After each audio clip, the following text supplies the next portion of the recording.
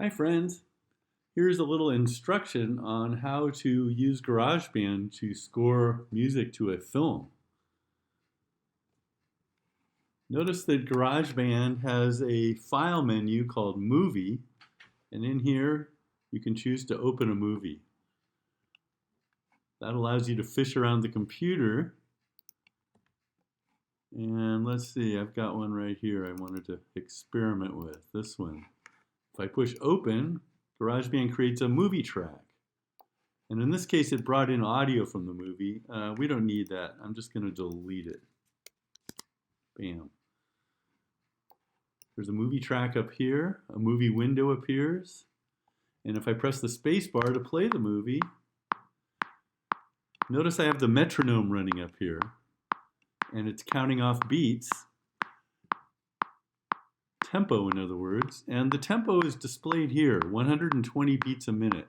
But you can click on that number and drag it up to play the tempo faster or slower, of course.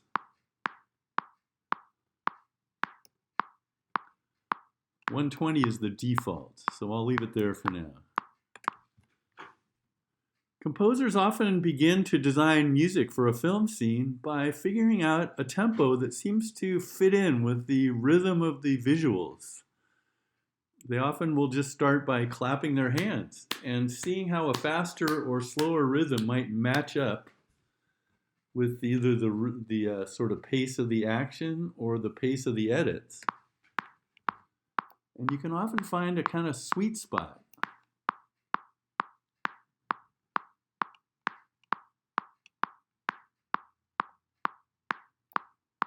There's definitely a relationship going on. I'll start over again.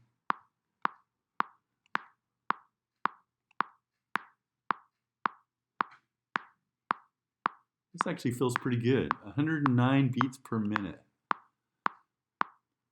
And they can use that as a model or a template for beginning to design the instruments and the ideas of melody and tone that will, establish the music.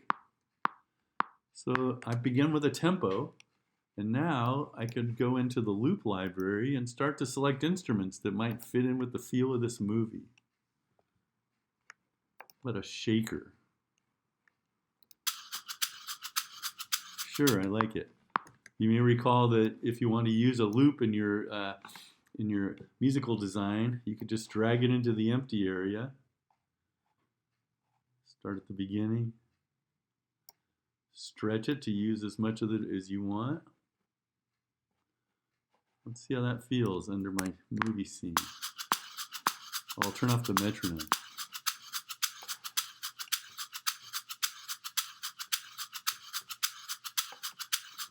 Maybe add something else.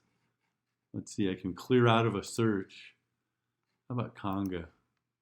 I'm into percussion these days.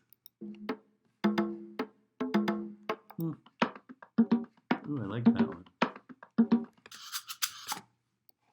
Let's bring that in on another area, another blank area. And notice that I can move a clip of music around in the timeline and the video picture chases along with it. That can be really helpful if you want to place a certain new musical element on a cut, let's say. Let's see, where would be good? How about on this cut? Let's see how that feels. We've added something new. Back to the top.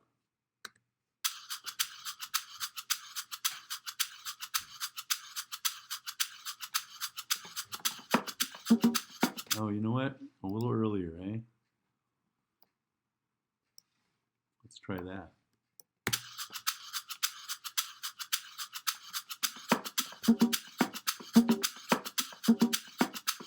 I like it.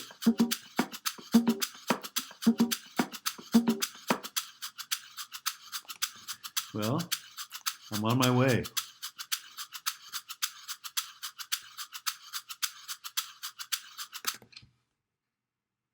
Give it a try. See what you can get out of this.